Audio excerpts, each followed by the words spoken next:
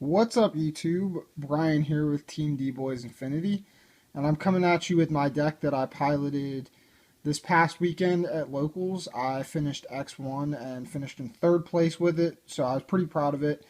So I thought I'd bring it to you here. Satellarknights.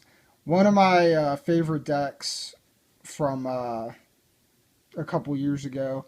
I think the deck's still really strong. There's a number of reasons why it's a pretty decent deck.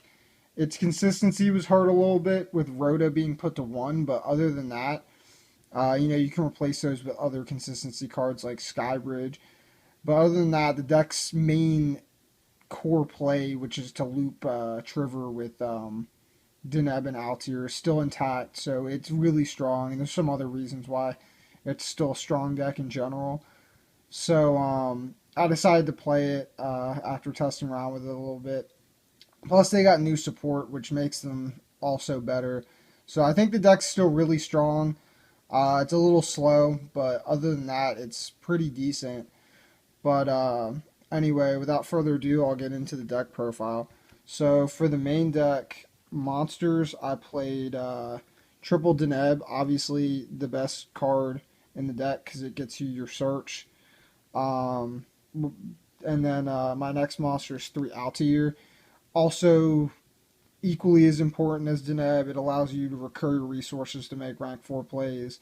It's also a +1, and it gets you to trigger your Deneb search. 3 Unuk, because it sets up your Deneb in graveyard to get your plays in motion. 2 Vega.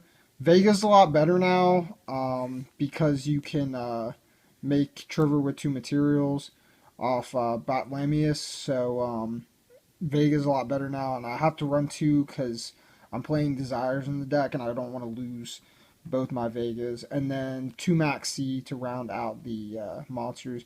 Maxi is really good in this deck because if you're forced to go second, you have to have some way of being able to play it, as this deck really likes to go first with all of its back row. So Maxi is just very important. To the spells, I played 2 Desires. Really strong card. It can be risky, but as long as you don't banish too many Altairs and all your Denebs, you're okay because you only need the 1 Deneb. Once you get it into play, you're golden, but it can be risky at sometimes. 2 Duality for more consistency. This card's really strong because you don't have to go off your first play. You can just set up with Unuk. These were supposed to be Sky Bridges, but I couldn't find them in time for the tournament. And there was once where if it was a Sky Bridge, I would have won. But the other time when it was Duality, I drew into my anti-spell fragrance, so I was able to beat Metal Foes. So either one is pretty good, and they both have their merits. So I'm going to have to continue testing to come to a better conclusion on which one's better. 2 Twin Twisters. Twin Twisters is really good. Again, like Maxi, it allows you to go second if you're forced to. So you have ways of playing. I don't like Tellarknight Genesis in the main deck because if you have to go second, you have to play through back row and get monsters on field for Genesis to be live. And at that point, if they have enough back row to interrupt you, you're going to lose. Whereas Twin Twisters, you can immediately just activate it and remove their back row. But definitely Genesis is better in the side deck. Like if you're going first against a back row heavy deck, you can side it in to go first, set it, end phase call them, and then just blow them away. So I did side Genesis, but I think Twin Twister was better in the main deck. And then some 1-0s. Rhoda, obviously, because it's a warrior deck. Instant Fusion, so I can get access to Norden. And Soul Charge. I wanted to play Sirius, but again, I didn't have the card. I've been testing both. I never saw it, so I don't know how good it is in actual tournament play, but compared to Sirius. But Sirius is also a really strong card because it is a +1.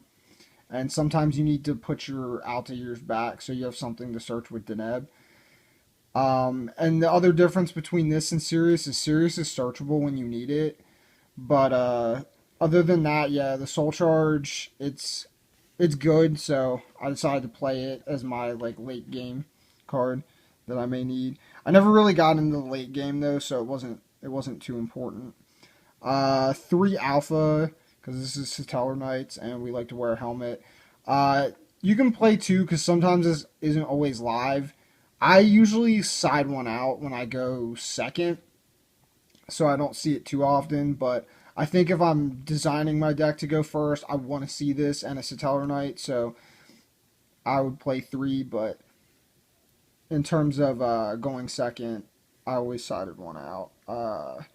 3 call and 2 oasis, so you can get your plays with Altair and Deneb, obviously. Then I played a couple trap holes in the form of 2 time space and 1 bottomless. I added Rafflesia to the extra deck really late, and so I decided to. I was going to play the trap holes regardless, but I decided to add Rafflesia because it gives me something good to do turn 1, especially if I open Instant Fusion and like Unuk. Time space is really good against pendulum decks. Uh, it actually won me my Metal Foes matchup, and it's good against other decks because a lot of decks just summon from the extra deck. So I decided to go with time space as a trap hole. 2 strike and 1 warning. Just more solid traps. The main reason why this deck is really playable is these three anti-spell fragrance. This card's broken in Satellarknights because you can set this, flip it, and standby. They have to set all their spells, and then you can trigger this back to hand along with their spells, rip their spells from hand, and then set it again, and then do the same thing next turn. And your opponent pretty much can't play. I beat DDDs doing that. He just couldn't play. Every single time I'd flip it, he had to set his contracts, and then I'd just bounce them back to hand and rip them. So, and then obviously it's amazing against pendulums too because it shuts out the whole mechanic. So this is like the one reason, this and the easier access to Trevor through Batlamius, I think this deck is still pretty decent. And then last but not least for the traps, 1 Vanity's Emptiness because it's broken.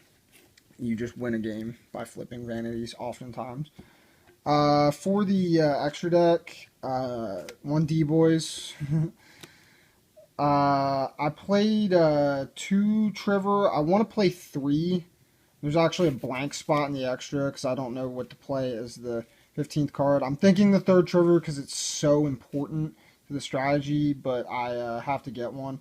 It was actually a 3rd Trevor during the tournament. I borrowed a Trevor for the deck, and but I'm still not sure if the 3rd one's necessary. It came up a lot in testing, but in the tournament it didn't come up. But yeah, 2 Batlamius. This card's really good. You can make any Satellarknight off of it, but especially Trevor with like 2 materials is really strong. You can start doing your loops with like anti-spell and all the bullshit. 1 Deltaros because he's still really good, so you got to play 1. Just have that option, and then 1 Diamond because it shuts down like mill decks and dark decks. So then I have my 1 Fusion for Norden.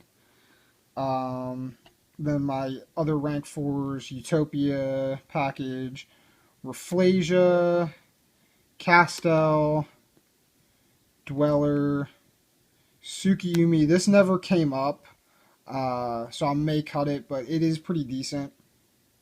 You can like unload your hand and then draw cards, and you can set up your Denebs and Grave if you open them. And then also 1 Daigusto Emerald for the last rank 4.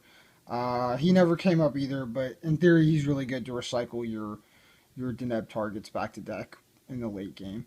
But again, you can't always go into him, which is why I wanted to play Sirius, so I could search a way into doing that. But yeah, that's the deck profile. So leave a like and subscribe to the channel if you enjoyed.